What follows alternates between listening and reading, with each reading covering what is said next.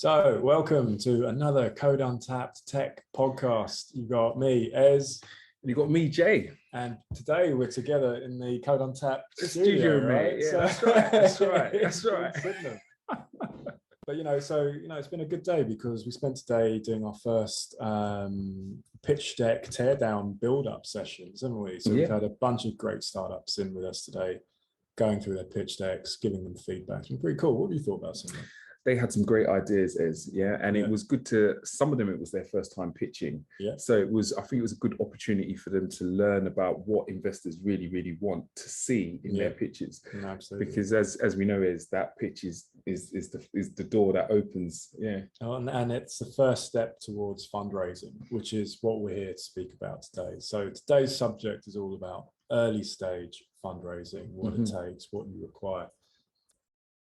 So you're actually going through this process right now. I am. Aren't you? I am, Ez. I am. I've been through it way back when I built Neighbor. We raised 200 million. All right.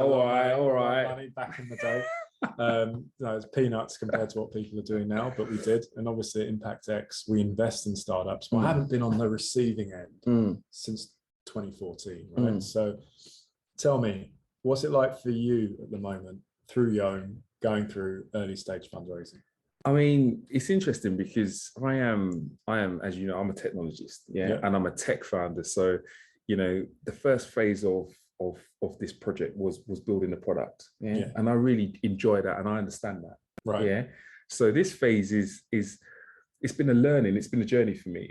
To be honest, it's really been a journey for me, and it's made me really get to the core of what my offering is, and first of all, putting it into the pitch, it's something. And even, I mean, we've had a lot of movement over the last 2 weeks, a huge amount, and the pitch itself has evolved, the deck has evolved, and my pitch and my communication of the offering has evolved, and my understanding of where I am and what Yom can deliver, in the short term has changed as well, and the narrative has changed, definitely. Right. And I think what's been interesting as well has been how many conversations you've gone through to get to that point, and you've had a lot of conversations with different investors at different stages. And I think, how's it been receiving that feedback from different investors from like a year ago when we started speaking to them to now, and how's that changing? Well, that dynamic changed quite a lot. I think the thing that really, the pivot point, I think, in the conversation change was when we released the app. Because now it's a real thing. People can download it, it's on their phones. And then when we started to talk about some of our traction figures as well, and that changed the narrative, because so this is something that people actually want. So what's your vision? I think most investors are really interested at the early stages is what is the vision for the project, what is the vision for the program, and where can it go? And this, because this alludes to, is almost, where's my money going to be spent? 100%. That's the most important question. What are you going to do with my money? I'm going to go and buy Porsche. Exactly. That's not the response. Exactly. And anyone listening knows not. That's not what I'm going to do with the money. That's what I'm going to do with money. That's the thing. They want to know, what are you going to do? How are you going to build traction? What are you going to focus on in your roadmap to ensure that your customers, you're creating that stickiness with your customers, or you're getting more of that demographic that you're focusing on? Or how are you going to grow, or maybe move into another demo? What features, how are you going to get closer? How are you going to build a sustainable business? That will actually allow for a return on their investment. 100%. I like to think of it as always, how is this money going to help you win? That's really the question. And before we start to go into some of the questions, I think it's really important. There's some really interesting facts when it comes to venture capital, because this is the space that we're focused on, right? Only 0.05% of startups raise venture capital. And for me, I didn't realize it was such a low figure. VC is a niche form of fundraising. So it's not, because because of the huge sums of money that that you hear bandied about in the news and stuff like that, you think that this is available for most businesses, but it's actually not. It's really not. It's really not. It's really not. But here's another one. Startups with 2 co-founders typically raise more than 30% more capital. What's that about? What's that about, mate? Well, what it comes down to, I think, is what skills are in the founder and the leadership team. Are they complementary, and do you have someone who can support you as you're building your business? Right. So I think that's where that belief comes down to, and you can just do more. When there's more of you at that beginning stage. So you execute faster, you build traction faster. It does create more opportunity for fallout and issues. But typically you find that founding teams with more than one founder just do better. Don't get me wrong, there are some great startups where one founder has led the way, and that's been the way it is. But yeah, ultimately I think investors like to see a co-founder just to support and grow and help you grow. So it's interesting because obviously I'm a sole founder, right. So, and I know that we've really worked on ensuring that we sort of strengthen the support that I've got around me in terms of building a great advisory board. Exactly. So is that what you expect, as putting your VC hat on? If you come across a sole founder, is that what you're looking for? Absolutely. The strength of the advisory team? I want to see that there's a strong advisory board around you. If you're building a team, that the people in the team have the right skill sets that plug those gaps that you have, and ultimately that you have a very strong personal skill set, but are also aware of what your gaps are. Right. I think that's really, really important, because you're going to need to plug them, because you don't have anyone else to rely on to fill that gap for you. So you're going to have to go out and find that. So that's really important. But also this comes to another point, which is that 77% of small businesses rely on personal savings for their initial funding. And if you've got more than one of you, you've got more funding. You've got more funding, right? And you felt this Right? personally. I have. You've had to go through great expense or personal sacrifice to be able to get Yone to where it is. Right? Exactly.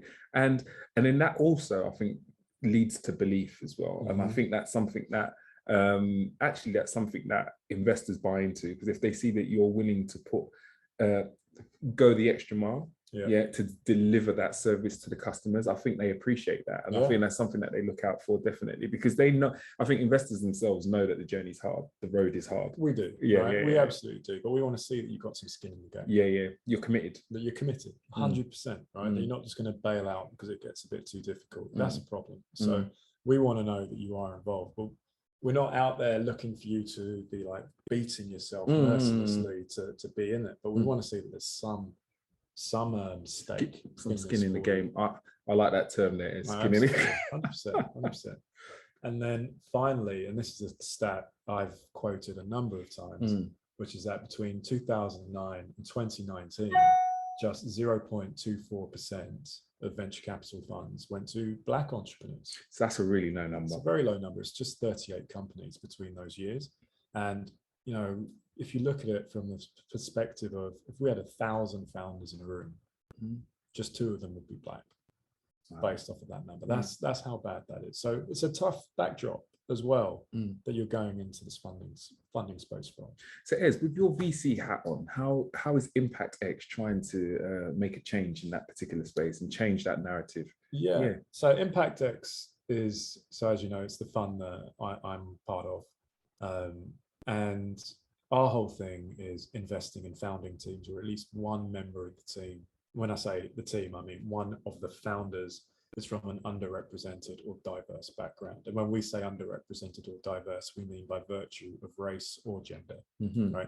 So, to be fair, that means as long as one of the founders is either not white or not male, you qualify from a diversity perspective. And that's not because we disregard any of those people, but we feel 96% of funding, this is the flip side of that stat, has gone to all white male founding teams.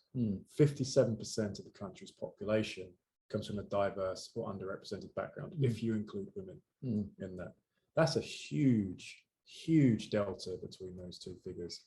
And that suggests to us that there is significant opportunity to do the right thing and B, generate a financial return. So that's why we do it.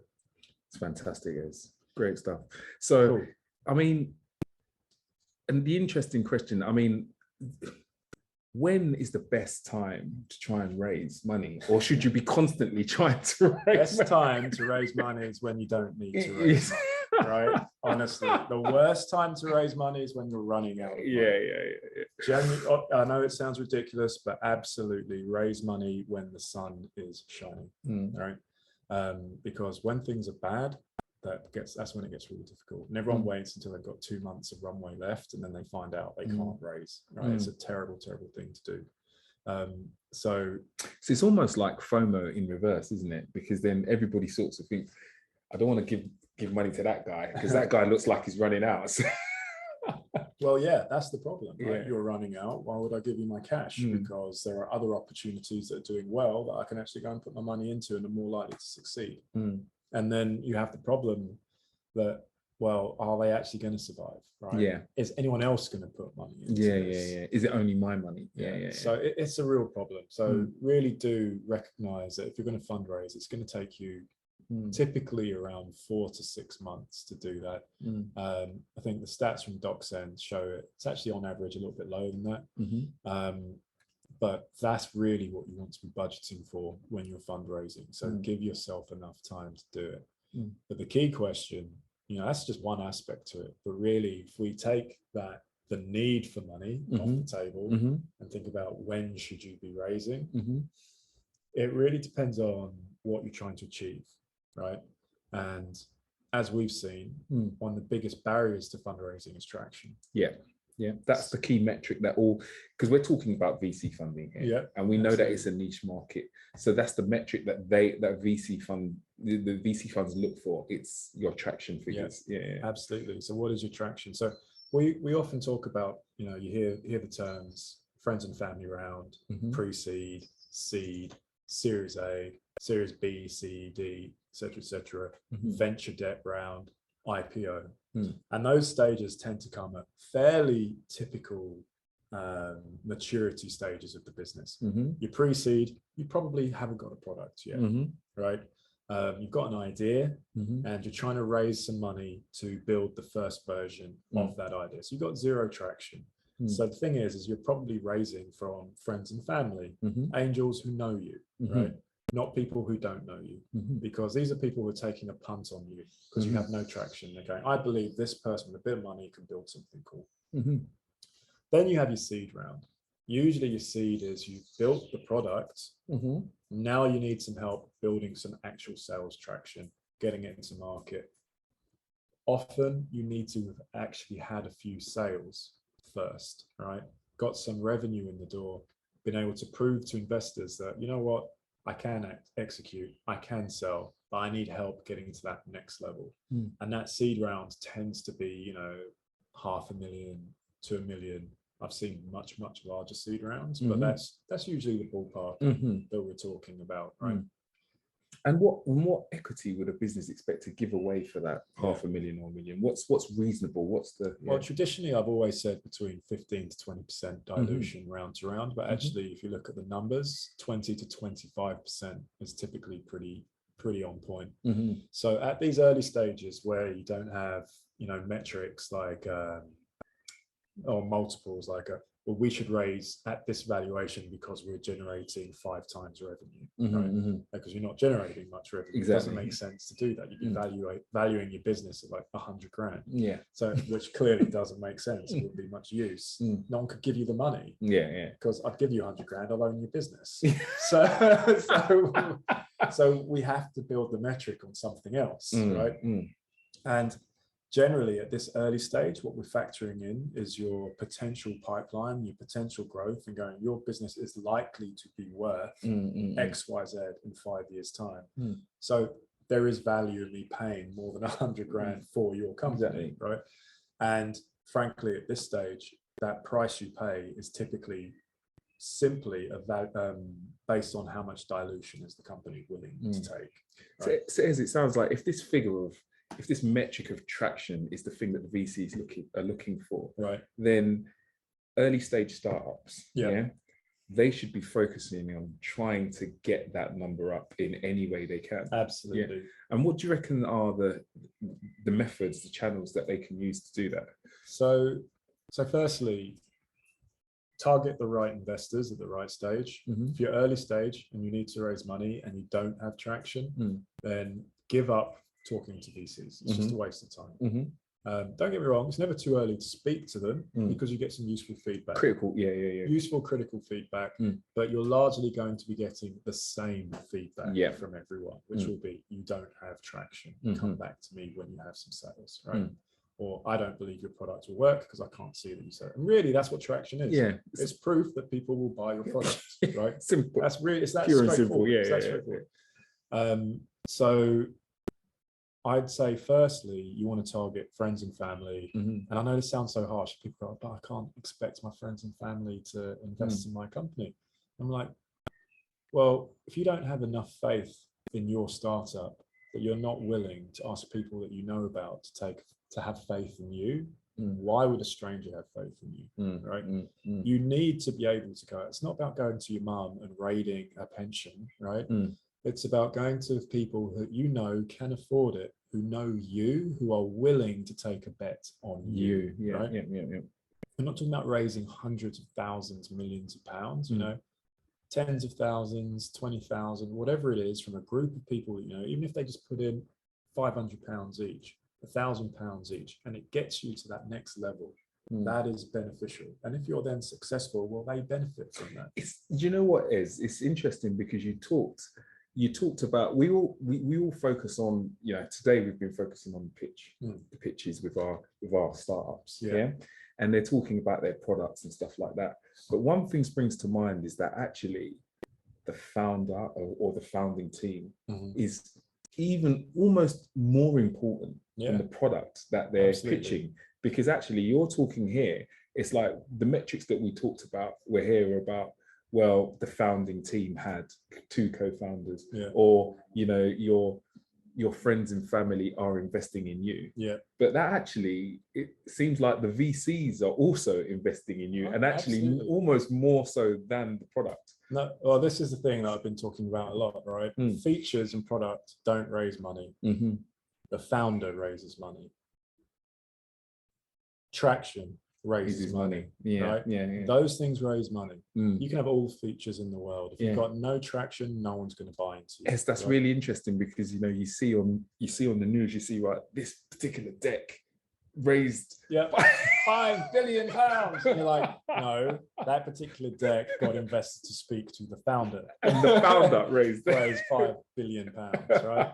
And that's the most important thing. So we talked about, you know, what avenues are there. It comes down to really focusing on what is your go-to-market strategy, whether it's guerrilla, whether it's viral, whether it's building in mechanisms into your app that enable you to attract more clients organically, whatever that might be, right? Focus on that. That ROI at that early stage is not about building features, it's about building traction, it's about signing up customers, consumers, clients, whatever that measure is. So that's really interesting, because traditionally, the traditional thought of business is about profitability, and, you know, it's about what revenue in versus your outgoings, but actually what you're trying to say is, in the VC space, what they're looking for is actually, and especially at this early stage, is a different metric. It's the metric of traction. Absolutely, because, you know, people go, well, traction and revenue are the same thing, right? No, they're not, because revenue can be built over time. Traction is, do you have the customer base from which to build that revenue? And at some point, revenue and traction do become the same thing. But initially, it's really about client and customer signups onto your platform. And part of the reason why this is so prevalent in the VC space is that we focus so much on SaaS models when we invest. And the thing about a SaaS model is that for the client business, it's an OpEx expense. They spend a tiny amount a month, every month, and they get a lot of value for it. That's great for them. It manages their cash flow. From the business providing the service, you have a massive CapEx expense. You have to build the technology first. You have to hire the team. But for every client you're on board, they're paying you a tiny amount every month. So that value from your customer doesn't come for a year, 2 years, 3 years. So when we invest in SaaS businesses, we expect that they will lose money initially, right? But because that's the cost of building the product. Yeah. But that over time, as those costs fall away, and as the client base builds up, that revenue develops. So this is why traction is so important. That's why traction is so important, right? Because then also we know that there is upsell, there are other revenue and channels that can follow on. Okay. Scroll down. So yeah, so 100%. I think for me, focus on that traction, focus on those organic vehicles of growth. Don't concentrate so much on marketing at this stage. This is a mistake a lot of early stage startups make. They go heavy on marketing, on PR. They don't have the money. They can't spend enough money to get the traction that they need by doing that. Yeah, you're never going to outspend the big boys. No, exactly. So you've got to use the tools that you have available. Word of mouth, your network, real hand to hand. Because actually your growth metrics early can be really stellar through these approaches. And that's great. We don't need to see that you've got millions of customers. We just need to see that you're seeing strong growth month to month, right? 10, 20, 50%, 100% growth. You go from 10 to 20 customers, that's 100% growth. Yeah, right? It is. That's great. That's what we want to be seeing. Right? And we know that you can build, and as long as there's a core revenue model that underlies all of this, we know that as you continue to grow, those revenues will start to develop, and we can start to look at what that potential pipeline is going to be and start thinking about valuations and fundraising off the back of that. So Ez, this has been really insightful for me as well. I'm going through this, and some of the stuff that you're saying is just hitting home directly in terms of what we're doing now in this space. Right.